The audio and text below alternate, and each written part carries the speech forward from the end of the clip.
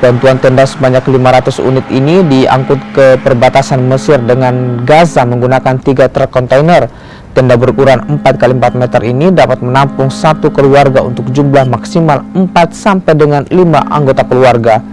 PMI juga sedang memproses pengadaan tenda 500 unit lagi, sehingga nantinya paling tidak pada akhir bulan Juni ini tenda untuk pengungsi Palestina mencapai 1000 unit. Kebutuhan tenda keluarga sangat mendesak, diperlukan sebanyak lebih dari 310.000 tenda keluarga untuk memenuhi hunian darurat bagi lebih dari 1,4 juta jiwa pengungsi. Sementara itu, Ketua PMI dan juga Ketua Umum Dewan Masjid Indonesia Yusuf Kala bilang salah satu langkah untuk mengatasi konflik di Palestina adalah mendamaikan Hamas dan juga Fatah.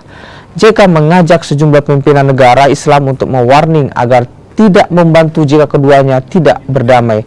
Pasalnya, selain berperang dengan Israel, Hamas juga terlibat konflik dengan Fatah.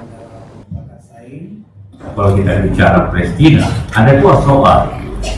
Pertama, melawan Israel. Kedua, seteru antara Fatah dengan Hamas sendiri yang berbeda luar biasa.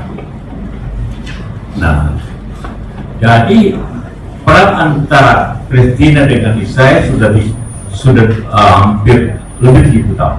Perang 48, 56, 67, 73.